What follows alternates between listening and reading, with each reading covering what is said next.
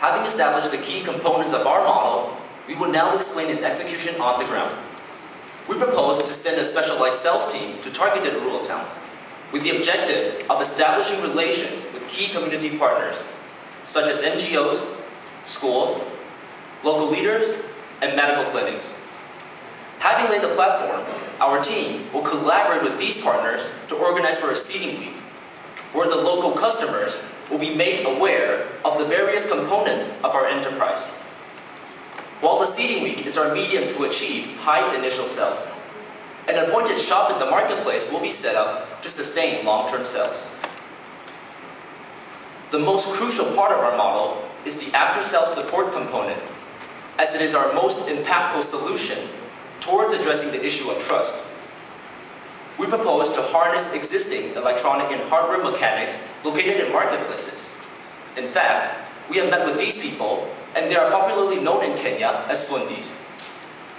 We would incentivize these fundis to provide our after-sales support, which would include diagnosing and repair work, providing warranty fixes, and advising customers about common user mistakes. They would also be our eyes and ears for consumer feedback. But establishing trust is sensitive, and we realize that in order to offer the most reliable after-sales support, we need to provide them with product-specific training. In fact, suppliers we have spoken with are willing to cooperate in our proposal by providing these fundis simple 2 to 3 days technical training. Ultimately, we envision a Solar A branded after-sales support hub that could look like this, where our fundis would provide quick, accessible, and reliable support that fosters trust between customers and us. Now, recall, the key metric of our success is to reach 1 million households by the end of 2013. Our model achieves this goal through its simplicity. First, it leverages the shelves and personnel of existing shops in the marketplaces, which would be very cost-effective for Solar A. Second, key components, such as suppliers, technology providers, and logistics chains are already established, and we will be piecing them together in an efficient manner. Consequently, our model is easy to implement and scale by replication. We plan to start in Kenya before launching pilot programs in Tanzania and Uganda. These 3 countries share the advantages of zero custom duty, zero value-added tax, and relatively good logistics infrastructure. Our carefully calculated roadmap takes a conservative approach. In every rural town, there are about 1,000 households. Of these, we expect to reach about 300 households over a period of 1.5 years. We aim to target roughly 16 of these rural towns for every marketplace. Therefore, each marketplace makes 4,800 sales. The business model consists of 3 half-year phases. In the first phase, we target 100 marketplaces in Kenya, with 4,800 products sold in every marketplace. That leads to 160,000 sales within 6 months. Phase 2 extends to Tanzania and Uganda, totaling 480,000 sales. In the third, we expand further across these 3 countries and reach our goal of 1 million. But is it enough to simply sell 1 million?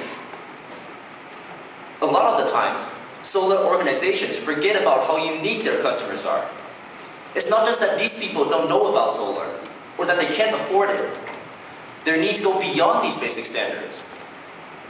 During our visit to a Maasai village in Kenya, we learned that customers use light in multiple ways.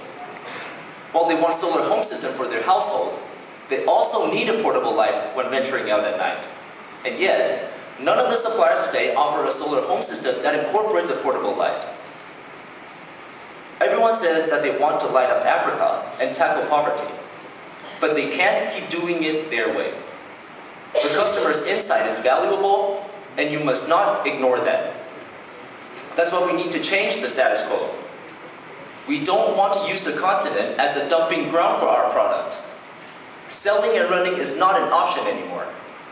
We want to sell 1 million responsibly and nurture the market for the long run, so that the next time, when a customer comes looking for light, I can tell him, Take the entire home system that will serve all your needs. Don't worry, you can afford it. And if there's anything else, you can trust that I will be here. Thank you. So, very quick question. What's the feedback loop from the Fundis to back to the solar so that you're ensuring that they're doing quality service and getting the repeats? Thank you for your question. So we plan to have a mentoring program. That is, we have mentors from the city who will be going out to these marketplaces and assuring that our foodies are doing their job. They will be visiting these marketplaces on a weekly or a monthly basis, and every one of these mentors will go out to about 10 marketplaces.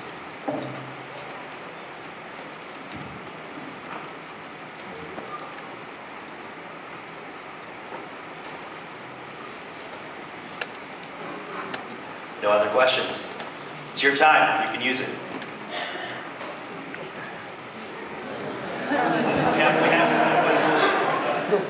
Before you start your time, just give a little sort of more flair to how you want to finance this, because I understand well your technical solutions and how you want to go to market, but still it's rather expensive.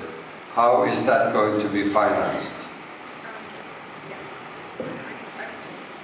So we are targeting at a very special group of customers who has a general house income between $20 to $100, mostly around $50.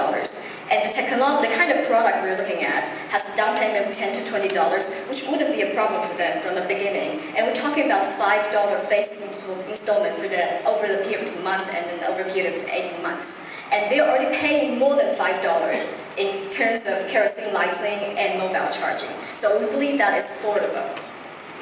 And at the same time, the other team talk about how important affordability is, but we kind of disagree on that. It's definitely a huge hurdle stopping customers from buying it, but we're looking at Africa, where at a far rural area, you have a family with 2 mobile phones. Each costs between $20 to $80. You ask them whether they get money to buy that. If they want a product, they will save up money for that.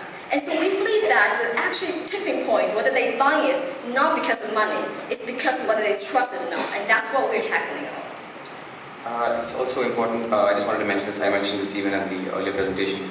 These products are non-durable goods. And they know, like we all know, that these products don't last forever. Even African consumers know this, because the mobile revolution was recently there. They've seen these products. So you need to provide them with a service, because that's important. That's it. Put your hands together.